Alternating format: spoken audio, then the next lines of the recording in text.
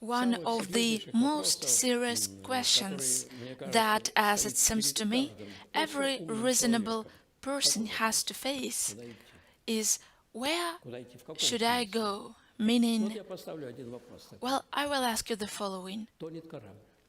A ship is sinking, and suddenly we see that a man who knows it perfectly well starts making the order in his cabin. Furthermore, he starts decorating it, hanging paintings there, and equipping it in every single way possible. And we can't understand what's going on. The ship is sinking. What are you doing?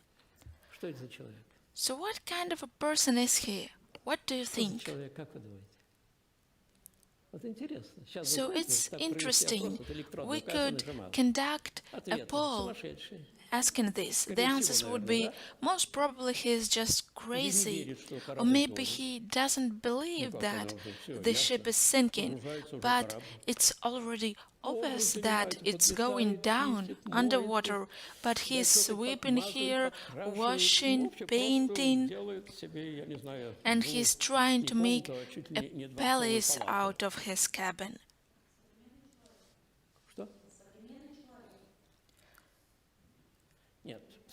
So it's not about the fact that he's a modern person, because we don't speak here of the past or the future, but we are talking about psychology right now.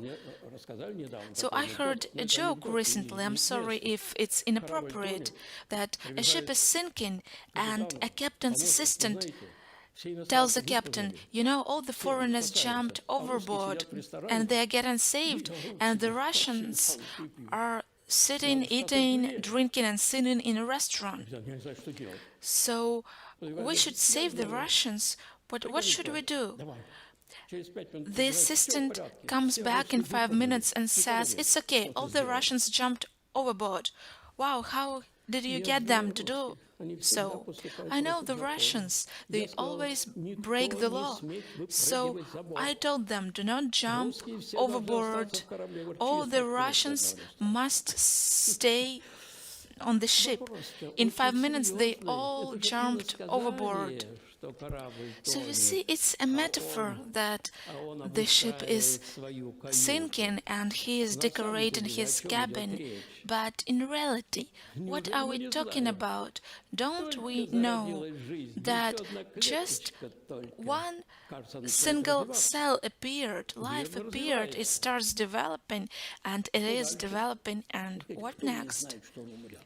Who doesn't know that they will die? Please show me such a person. Maybe he doesn't believe it because all the others die, and how can I die? It's impossible. And just imagine, here's one of the most interesting moments that we come across when we take a look at ourselves. I don't want to talk about other people. Let's take a look at ourselves. Do I know that my ship is sinking? Yes, I do. And what are you doing? As it seems, we should solve the problem in our human life. In essence, there are just two solutions of this problem. Either I am just one of the living beings on this planet who are living here, and I will die in the same way as everyone else will. I don't have a soul. My personality will not exist anymore, and you should believe that the eternal death awaits, and stay calm. So eternal death awaits all your wishes, dreams, tasks, and so on. So forget about all this. Catch the moment, as the Romans said. Carpe diem. So as long as I'm well and happy, I can catch the moment. But when there are some problems or diseases or something happens, so which moment should I catch? So a person should believe that eternal death awaits them. So you see, you're an animal and you originate from an ape, but if you don't like apes, you can originate from a pig. So it depends on what you like best. So what is the sense of life for me? My ship is sinking. What should I do? Well, let's decorate our cabins. But let alone decorating, but I see that my neighbor is weaker than I am, so I can kill him and I can get his cabin. So this is one option. That's the other one. So the other option is the one which all the humanity has believed in from times immemorial, and according to the polls, 3/4 of the population of Earth recognize the higher intelligence, the higher power, and so on. But the main point is that this faith claims that the personality, so me, I am indestructible. The death doesn't destruct my personality, so it is the change of the form of existence. And if we turn to Christianity, this form changes.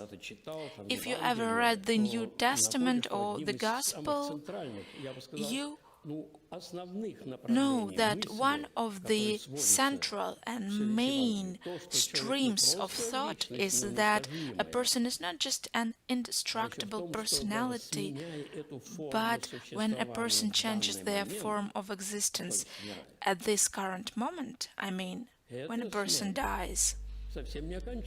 This death is not the end. It is a transitional phase after which there will be regeneration, apokatastasis spontan in Greek, so there will be resurrection in flesh and body which will not be susceptible to death or disease. When Apostle Paul in the 1st century AD was in Athens, where the philosophers gathered from different countries, because it was the center of wisdom of the time, and they discussed the main problems of existence, and they invited Apostle Paul just in order to listen what this chatterer had to say. They loved nothing as much as they loved to listen to something new, and suddenly some interesting chatterer, Jewish chatterer, has something to say, so they decided to listen to him. Apostle Paul was a very educated man, but meaning what? He was educated from the point of view of the Jewish knowledge, because he knew the Old Testament, but I don't know how well educated he was in terms of the Greek or Roman school, because there was an academy and a lot of philosophers. You remember Heraclitus and those philosophers who were next to him, and Socrates, who became the symbol of the Greek wisdom, Plato, who left us his dialogues, Aristotle, who laid the foundation of the Western knowledge, meaning philosophy and logic and so on. So they invited Apostle Paul, and he started to speak, and something was even written down. Can you imagine? They didn't even have voice recorders back then in the 1st century. I can hardly imagine how they could live. So everything was well, they listened to him, and suddenly he started to talk about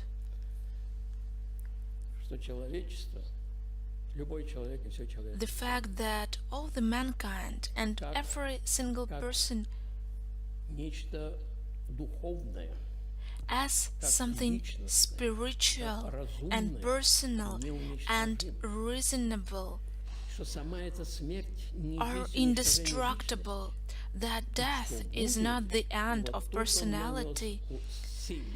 And then Apostle Paul inflicted himself a mortal blow by saying that there would be the general resurrection, and they said that he went crazy and told him to go away. They didn't want to listen to him anymore because he was saying some foolish things. So are they foolish? Because he said the truth. Because if there is no resurrection, then there is no sense to a human life. If everything comes to an end, then what is the meaning of life? Because what we have in our life are just some momentarily experience. For instance, someone is hungry and they are so happy to eat, and then they ate and they don't want any other food. Whatever you offer him, it won't make them happy anymore. So we live with this momentarily enjoyment. By the way, what is time according to philosophers? Plato, Socrates' pupil, answered that time is the moving image of eternity. And how does it move? You can't stop it, and every next moment is different from the previous one. Even Heraclitus said that you cannot enter the same river twice, because the water flows on and it's a different river every other moment. So there is time and there is eternity, and we live with these moments which come to an end. And if that's it, if I don't resurrect as a personality in the fullness of my existence, then there is no sense in anything. And you know, even the nature shows us interesting things. Did you ever see a caterpillar? Many girls are afraid of it. They can't stand it. And suddenly, you see what happens to it. It bungles. What is it? That's it. It's like a casket for it.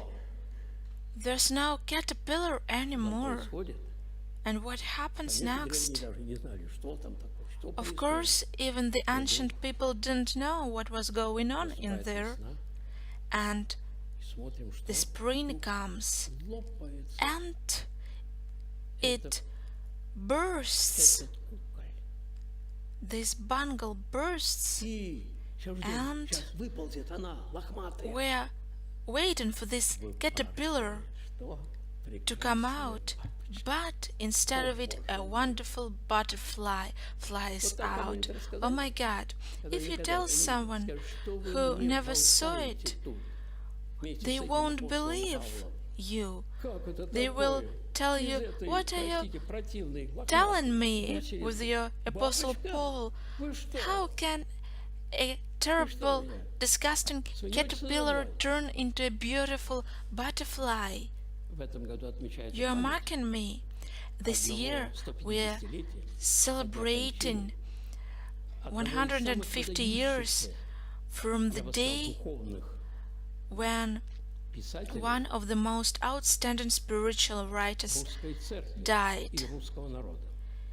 He is the writer of the Russian Church and the Russian people, a very educated man of his time, and even Pushkin liked him a lot, and other people. He knew Krylov. He was one of the most educated people of his time, Saint Ignatius Branchaninov. He came from an ancient aristocratic family, and now from time to time his writings are edited, and he wrote a very interesting work. It's interesting for people who are not acquainted with some things. One of his works is called Garden During Winter, and he describes what a garden looks like during winter. So it's boring. Everything is frozen. There are no leaves. And he says, if only a person who never saw what would happen in spring, and I would tell them that this dead garden would come back to life, would become green, would blossom and flourish, I would be told that I'm crazy. I'm just setting you these examples because we shouldn't think that the world we live in and we ourselves are something, something inexplicable. Even the nature itself demonstrates us and illustrates us the truth that the eternal religious truth.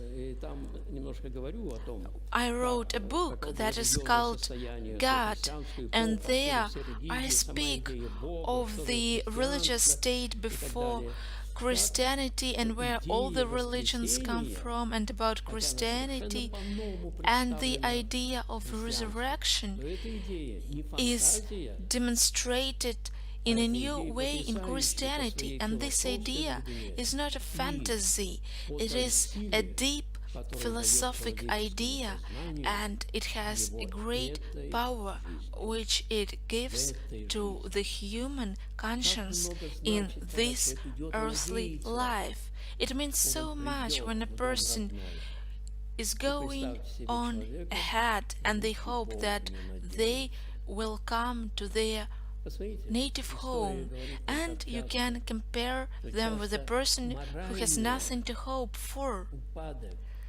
You know that in history that moral decline of an army caused defeat of this army, not because the army was weak, but because of the moral decline, because nothing made sense for them. There was despair, so it has such a great meaning that I will exist forever, that I have eternity ahead of me, that my personality is indestructible. And I want to quote Pirogov, our famous surgeon: if at least a spark of immortality encouraged people, then the earthly life of the mankind would become full of the deeds that the upcoming generations would worship with reverence. Of course, if we are immortal, then yes, I do know what I should do it for, and how I should do it. And indeed, the upcoming generations would worship it with reverence. But if I will disappear and I will no longer exist, then why does anything matter? And if we take into account the modern conclusions of science, our academician may save our pride of our science, says that the humanity as a biological species is mortal, and this death will happen not just somewhere in the distant future, but perhaps in the middle, and now I'm afraid to go on. Yes, in the middle of the 21st century. And what's next? Isn't it clear that without the recognition of God's existence, without the recognition of the idea of immortality and of the existence of a soul, it doesn't make any sense to keep on living, because a ship is sinking, and what's next? Nothing will come next. Everything is dying, and everything will die. And you see, we came out into the forest, and there are just two paths, and not 33, but just two paths. So it's either or. And one of these paths is Christianity. It claims these ideas, these thoughts, this sense of life that we've just discussed.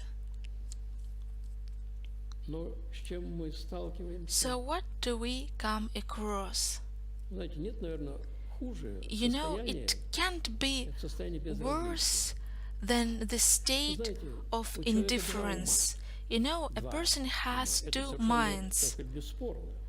So there is no doubt a person is a spiritual and a bodily creature. When I say bodily, I mean the animal nature of a person, and when I say spiritual, I mean something that an animal doesn't have.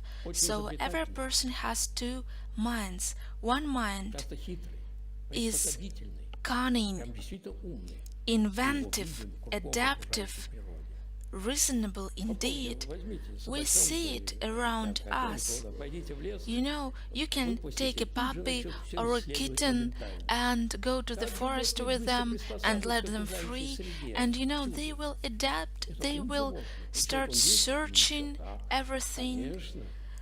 Of course, and the person has such a great mind, of course, a great adaptive mind. We can call it the horizontal mind, which is adaptive to the environment, and not just natural environment, but also to the social environment, as well as economical, and so on and so forth.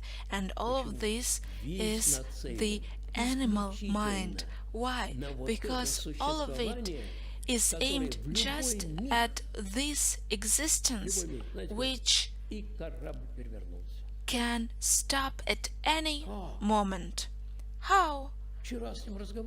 I just talked to him yesterday. Really? He is just that many years old, and his ship turned over. But we can concentrate and give our full attention to this horizontal level of life, and we will see the miracles of adaptiveness. But a person has also the vertical mind that has to think about the sense of life, and which understands perfectly well that if there is no vertical sense, then all the horizontal sense doesn't make really any sense, because you can make billions of dollars, but you have just one stomach, and it doesn't matter, because in any case we will all die, and we will just go back underground in caskets. You know, so every person has these two minds, and these two minds often contradict, but we should make them harmonize. we should find the harmony, because in Gospel Jesus Christ tells us to first go looking for the kingdom of heaven and for its truth, and all of these earthly things will be given to us. It doesn't mean that we shouldn't work, because Apostle Paul says the opposite. No. No, if you don't work, you don't eat, as Apostle Paul says. So, there are two minds, and every person indeed has an inner fight between these two minds.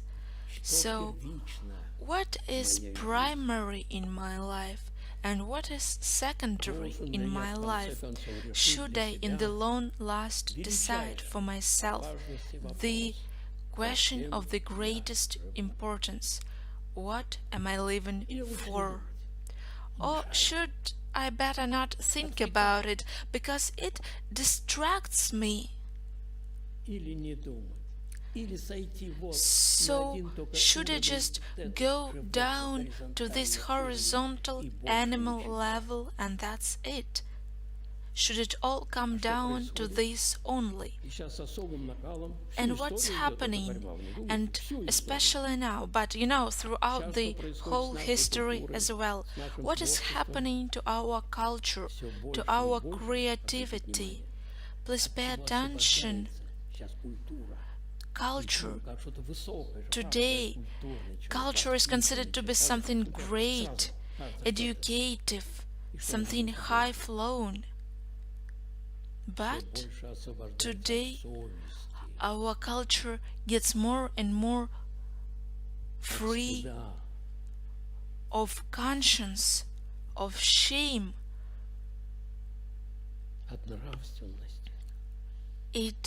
Culture gets rid of morals, and we see it everywhere. So it's the tendency to convince a person, to zombify a person, that they're no more than just cattle. You just need money, pride, and pleasures. Forget about afterlife. Maybe there is some power, but not God, not a personality. Maybe there is some power, some magic power, but not God. By the way, if we turn to the Indian philosophy, those who studied know about it. The bottom line of it, if we try to put it in a few words and to compare it with the European philosophy, it is monism against monotheism. Monism. So there's some unified origin, but monotheism is about God. This is a completely different thing. It's a completely different self-conscience of a person. A person feels differently in this world, and a person has a different attitude towards everything and everyone and nature and all in this world. As they always said throughout all the centuries, but I believe that nowadays we believe in an especially difficult period of time. Why? Because due to this unbelievable scientific and technological progress, we are now under the pressure of what we gave birth to. I mean, us, the people, we gave birth to this scientific and technological progress. And what does it lead to? So we can hear now about this from everywhere and from all the philosophers. The scientists agree with them that today we are going to slavery, to what? To our creation, to this monster, to this beast, which is the scientific and technological progress. Yes, of course, let's just take a look at this computerization and automatization of everything, including our conscience, because computers will soon substitute for people, as the computers can do many operations at the same time, so many times faster than a human being. So a person should step aside because there's a robot who is the master and you're my servant. So we are going to such an end that has never been ever expected. It has always been presumed that the scientific and technological progress would serve us, and it does serve us, but we can also see that it inflicts many things on us because we can't do without it, and that's why this progress starts to drive our conscience, our mind, and it makes us do many things. It changes us, and if we turn to this powerful idea that is being inflicted on the society, this is the idea of freedom. And I don't know what can be done about it. What is meant by freedom? How can we regard a person who will come up and spit into the face of another person? They should be judged, of course. It's hooliganism, of course. It is not allowed. Isn't it allowed? Just remember of the example of Shirley. Of course, there were such terrible images of Muhammad, but can this be done? Because for the milliards of people, it is something holy, it is a prophet, and when something like this is done publicly, well, of course, there was a terrorist attack next, and then France says, we are for the freedom, we will go on doing such things. But what kind of freedom is it? Why should we be free to spit into someone? Is it freedom? It's the perverted understanding of freedom which is being widely propagated. They want to annul all the restrictions. There will be no restrictions in terms of humanity, so there will be no more idea of the beauty, of goodness, of art. You know, earlier we were so surprised when we heard of something of this, but now we can find it everywhere, there and here in our country. We see what happened to our ballet, to our opera, to our theater. So what's happening? What is it? We should think about it, because nothing ever appears on its own accord, so it was all created by someone, so there is a driving power of all of this, but we can see it. Centuries ago, Goethe in Faust said that people consider everything that is higher than their everyday needs to be just vain vapor. So then a person and the world are locked into this at this horizontal level, and this is the worldview which says you live once, take everything from your life. But what is everything? The hospitals are overcrowded, the humanity faces degeneration, there are more and more physical and mental problems, and for as long as it seems that you are healthy, everything's fine. But how do you know that you now come out onto the street and a car doesn't hit you? So these are just some bubbles which have to loosen our concentration.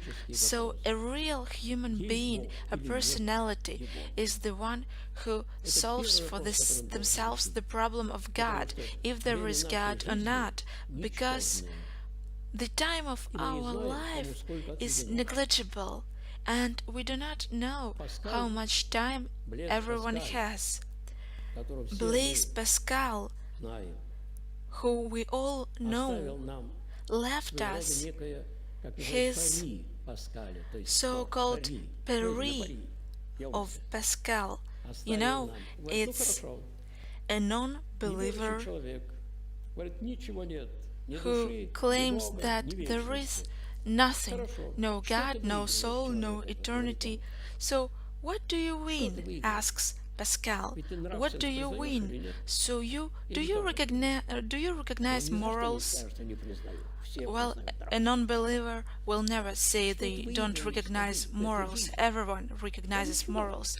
So what do you win in this life? Nothing. You live and that's it. So you don't have two stomachs. No. But if there is God, you must realize what will happen to you in afterlife. If there is eternity, you will lose everything. That's the logic of Pascal. So here you don't win anything, and there you lose everything. And then vice versa. What does a believer lose? So he loses nothing. He can eat and drink and live according to their conscience. But if there is God, then you win everything. This is the famous Peri or bat of Pascal. So he was this sort of a man. His aim was to write a book that atheism would never even dare to speak. But unfortunately he died and he didn't have time to finish his book. But there are thoughts by Pascal. These are famous sketches of this book that he was planning, and there are many great thoughts there. He was a believer and he couldn't ever understand what does it mean that science is against religion. Well, what can we do with Pascal? So, the criteria when we have to evaluate all the events, all the facts of our life, all these criteria depend on our worldview. That's why it's vital to decide what the true worldview is, without which a reasonable person can't live. Because I don't know, where do I go? It's like a dark night and I don't know where to go. I must have a worldview. What kind of a worldview? A well-grounded worldview, not just because I want so or I don't want so. And I can tell you that the Christian worldview has the real grounds. So there are proofs and grounds and arguments, and the atheistic worldview, which negates God's existence, has absolutely no grounds. So I went to the forest, and I saw a fox, and you saw, and he saw, and she saw, and we say, "There's a fox." But he says, "There is no fox there, it is impossible." We say, "But we saw it, but it is impossible." So, what is the proof? So, we have independent witnesses here. Is this a worthwhile argument? Yes, of course. Why do you claim there is no fox? Well, I went to the forest and I didn't see any fox. Oh, well, of course. Well, let's conduct a survey. There were 10, 20 people, like hunters, who went through the forest and saw no fox. So, is there no fox, or did it hide? It hid. Such a smart animal it is, and you can keep looking for me. So I'm just setting you this example on the elementary level, and here with God, there is no God. Why? Who saw him? Well, did you see a flea? Well, you didn't see it. Oh, well, it doesn't exist. Of course, that God was seen, but not with our bodily eyes. Do we see beauty with our eyes? You know, one person looks at something and says it's beautiful, and another says, well, it's nothing special. Well, when we think of joy or love or beauty, who can tell if there is love or beauty or joy? We should experience it, and only when someone experiences it, they will know for sure that they exist. And what's unique about Christianity is that it says that God is love. So it doesn't say that God has love. No. We shouldn't confuse it. It says that God is love, meaning that God equals love. So this is the spiritual origin. It is the absolute law of our existence. And it turns out it is love. That's what the Christianity believes in, that's what it claims, and that's what it provides many arguments for. Okay, I'm sorry to have spoken for so long. I always warn, and you should keep it in mind, that you shouldn't give the freedom of speech to the professors, because you will never be able to stop them.